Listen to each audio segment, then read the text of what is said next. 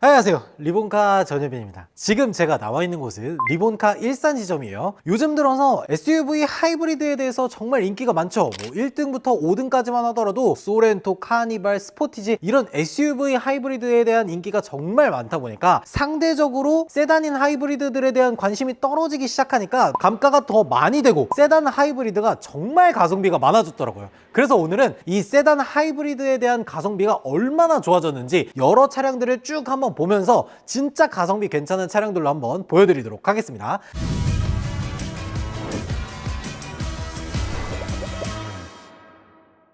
여기 지금 K7 하이브리드 있죠? 이런 차량들도 물론 가성비가 좋습니다. 얘네들 보통 한 2천만 원 초반 정도 하거든요. 물론 연식이라든지 주행거리라든지 이런 것들이 좀 있는 편이지만 K7 하이브리드도 2천만 원 초반대로 되게 괜찮은 편이에요. 근데 오늘 볼 건 얘가 아닙니다. 저 뒤에 있어요. 바로 K8 하이브리드입니다. K8 하이브리드. K8 하이브리드 사실 신형이 나왔죠. 신형이 나옴으로 인해서 확실히 구형 차량들은 감가가 굉장히 많이 된 편인데 얘 같은 경우에는 K8 중에서도 노블레스 트림에 해당하는 차량이에요. 노블레스 정도면 중간급 트림이고 어라운드 뷰부터 해서 통풍 시트라든지 이런 꼭 필요로 하는 옵션들은 거의 다 들어가 있다 라고 보시면 됩니다. 보통 이런 노블레스급 정도 되는 하이브리드 차량들이 신차가가 한 4천만 원 초중반 정도를 형성하고 있는데 지금 현재 가격이 2,900만 원대야. 와, 진짜 이거 미친 거 아닙니까? K8이 전장 길이만 해도 5m가 넘는 굉장히 거대한 세단에다가 실내 공간 굉장히 넓고 도어 트림이라든지 시트라든지 이런 것들도 생각보다 굉장히 신경을 많이 써서 나오거든요. 이럼에도 불구하고 2천만 원대라는 게 난 진짜 말이 안 되는 것 같아.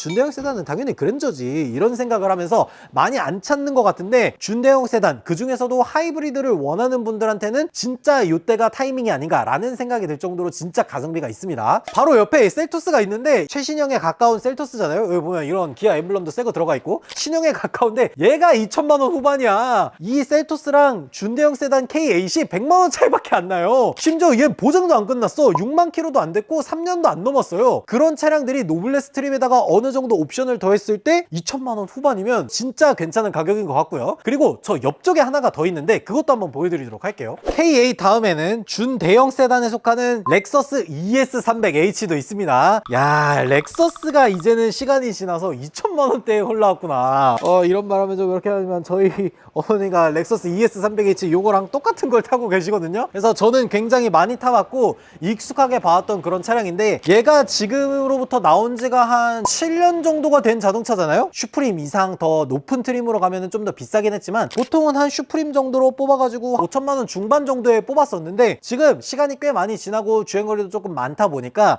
2천만 원 중후반대까지 내렸습니다. 2천만 원 중후반대. 프리미엄 렉서스 ES300H가 2천만 원 중후반대면 진짜 괜찮은 가격 아닌가? 왜 그러냐면 미국에 있는 부자 동네를 가면은 이런 렉서스 차량들은 보통 집안마다 한 대씩 정도는 꼭 들여다 놓습니다. 그럴 정도로 이 렉서스에 대한 신뢰, 믿음 이런 것들이 좀 있는 것 같더라고요. 미국 시장에서도 이 차량들이 정말 오랜 기간 동안 프리미엄 차량들을 만들어 왔고 그 오랜 기간 동안 테스트를 하고 증명을 하다 보니까 렉서스의 하이브리드 차량들은 엔진 오일만 바꿔주면 20년은 탄다 라는 말이 있을 정도로 정말 오랜 기간 사랑을 받아온 그런 브랜드라고 할 수가 있겠죠. 저희 어머니도 지금 10만 킬로 가까이 타셨는데 엔진 오일만 만 킬로마다 한 번씩 바꾸고 그 외에는 바꿔준 게 없어. 미션 오일이나 브레이크 오일단 이런 것들도 딱히 손을 안 댔는데도 불구하고 정말 속 한 번 안 썩이고 굉장히 오랜 기간 평탄하게 타온 그런 자동차라고 할 수가 있어요. 물론 고장이 날 만한 옵션들이 그렇게 많지는 않죠. 주행 보조가 있다거나 그런 거는 아니다 보니까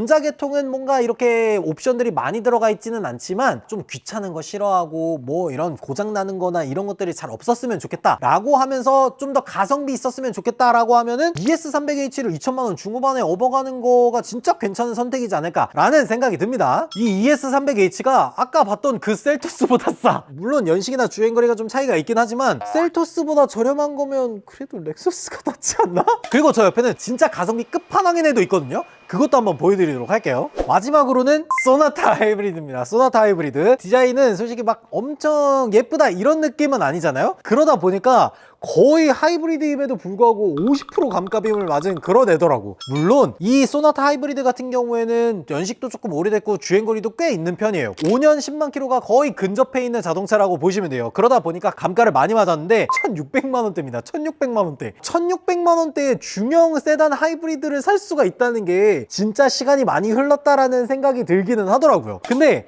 이게 진짜 가성비가 괜찮은 게 뭐냐면 연비가 진짜 괜찮다는 거죠. 보통 이런 소나타 하이브리드 같은 경우에는 20km 이상은 그냥 뽑아내다 보니까 사실 요 정도면은 가성비가 괜찮으면서 그냥 막 타고 다닐 수 있는 그런 하이브리드라는 생각이 들었어요. 하이브리드 같은 경우에 막 5년 10만 이렇게 넘게 타면 나중에 고장 났을 때 돈 많이 드는 거 아니냐라고 얘기하시는 분들 가끔 계시는데, 하이브리드 개통 관련해서는 보증이 일반 보증보다 훨씬 깁니다. 일반 보증은 3년 6만, 엔진이라든지 구동계 관련은 5년 10만 뭐 이렇게 해서 거의 종료가 됐지만, 하이브리드 관련 개통은 10년 20만까지 보증을 해줍니다. 그러니까 아직도 5년이 더 남고 아직도 10만 킬로미터가 더 남았어. 이거 타고 다니다가 만약에 하이브리드 개통 관련해서 문제가 생기면 그냥 보증 수리가 돼요. 그러다 보니까 폐차시킬 때까지 탄다는 마인드로 가져가서 끌면 사실 요만한 가성비 차량이 없지 않을까? 라는 생각이 들더라고요.